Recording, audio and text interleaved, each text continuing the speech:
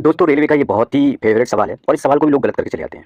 बहुत आसान है, कुछ भी नहीं करना होता है, चंद सेकंड का सवाल है। जी मतलब कोई क्वेश्चन आ गया, जैसे आपको केवल टिक ही करना है, निकालना नहीं है, बस आपको समझना है थोड़ा-सा, है ना? तो रेलवे के सवाल को ये भी आप कैंसल करके चले जाते हैं, गलत करके चले जाते हैं, जबकि रेलवे का बहुत फेवरेट सवाल है यार ये तो। करना कुछ भी नहीं है देखो, अगर मैं सवाल का आंसर देना चाहूँ तो कहूँगा कि भैया 11 पंजे 55 और ये प 65 आंसर हो जाएगा। आप कहेंगे कैसे होगा? सवाल कह रहा है कि सचिन तेंदुलकर की 11 पारियों का एक निश्चित औसत है, ठीक है? उसने 12वीं पारी खेली और 120 रन जोड़ दिए। अब औसत में वृद्धि होगी कितने की? 5 रन की, ठीक है? तो कह रहा है कि अब नया औसत क्या होगा?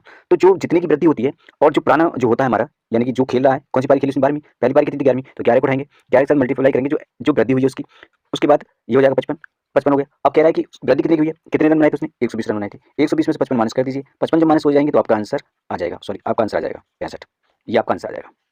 कुछ नहीं करना। अगला सवाल देखते हैं इसी टाइप का बिल्कुल। फिर कह रहा है कि सचिन तेंदुलकर ने 11वीं पारी में का एक निश्चित औसत है, ठीक है? उसने इस बार क्या किया, 90 रन बनाए, ठीक है, 12वीं पारी में, और क्या करा, 5 रन की कमी कर दी गई। अब क्या करना है हमें? यहाँ पर क्या हुई है, कमी हो गई। देखो करेंगे वही, कॉन्सेप्ट वही है हमारा, 11 पंजे 55 रखेंगे, ठीक है? 55 को तो हमें लिखना है। अब कह रहा है कि 90 रन बनाए उसने और कमी हुई है अब की बार, तो कमी हुई है जो 90 रन बनाए उसको ऐड कर देंगे इस बार। तो 145 ये क्या हो जाएगा, आंसर हो जाएगा। कुछ नहीं करना, अपने माइंड में भी इसको हम हल कर सकते थे। सवाल कह रहा है एक बल्लेबाज ने 15वीं पारी में 58 रन बनाया, चलो ठीक है, और इस प्रकार अपने औसत में 3 की वृद्धि हो जाती है। मैंने कर लिया था 15वीं पारी के बाद उसका औसत क्या है? देखो ये सवाल थोड़ा घुमा देगा, सवाल वही है लेकिन आपको घुमा देगा। आप सोचेंगे भई ये सवाल गलत हो गया, आपको 15 की 45 नहीं करना। अगर जैसे 15 की 45 करोगे तो आपको क्या हो जाएगा, ये गलत हो जाएगा।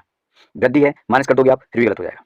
तो आप पूछोगे क्या करना है? कुछ नहीं करना। देखो 15वीं पारवी में बनाए इसने इतने रन, उससे पहले एक निश्चित औसत रहा होगा, एक निश्चित औसत रहा होगा। उससे पहले के सवालों में यही तो कर रहे थे कि 11वीं पारवी में एक निश्चित औसत था, 12वीं पारवी में रन बना रहा था वो। अब क्या कर रहा है उसने 15वीं पारवी में डायरेक्ट रन बना रहा है, यानी 14वीं पारवी का कुछ तो औसत रहा होगा। हाँ, तो 14 की मल्टीप्लाई करेंगे 3 के साथ, 14 की मल्टीप्लाई करेंगे इस बार 3 के साथ, ठीक है? 14 की मल्टीप्लाई 3 के साथ करेंगे, 14 42 होते हैं। उसके बाद हम यहाँ देखेंगे 58 रन जोड़े, 58 रन जोड़े मतलब 42 को हम 58 में से माइनस कर देंगे, तो हमारे पास स्कोर बचेगा 16, और यही हमारा आंसर है।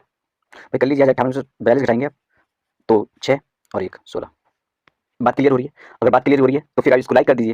देखो ट्रिक कुछ नहीं होती है, ट्रिक बनानी पड़ती है, जब पढ़ोगे तो आप खुद से ट्रिक बनती है। कोई टीचर ट्रिक नहीं बना सकता, वो अपने हिसाब से आप अपनी ट्रिक बना सकते हो। आगे सवाल करा एक बल्लेबाज है, 19वीं पारी में उसने 78 रन बनाता है और उसकी औसत में 2 की कमी हो जाती है। तो 19 पारी के बाद वो पूछ रहा है कितना औसत हो गया उसका, ठीक है? 19वीं पारी के बाद कह रहा है कितना औसत हो गया, तो औसत निकालने के लिए मैंने अभी आपको बताया क्या करना होता है। भैया 19 पारी 78 रन है, तो एक पीछे किस कम करेंगे, 18, कितनी कमी हुई है, 2 की, यही तो करना है हमें।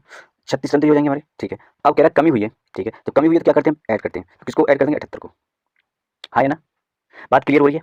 अगर क्लियर हो रही है तो लाइक ठोक दीजिए, अगर क्लियर हो गई बात तो लाइक ठोक दीजिए। अब आंसर इसका क्या होगा, 6 और 8 14, 1 10 और 1 11, 114 जो आंसर हो जाएगा, और आपका बी आंसर करेक्ट हो जाएगा। यही वो सवाल है जो आपको आगे ले जाते हैं और यही सवाल पीछे ले जाते हैं। अब कॉन्सेप्ट क्लियर करेंगे, अब मेथड लगाएंगे तो आपको बहुत देर हो जाएगी।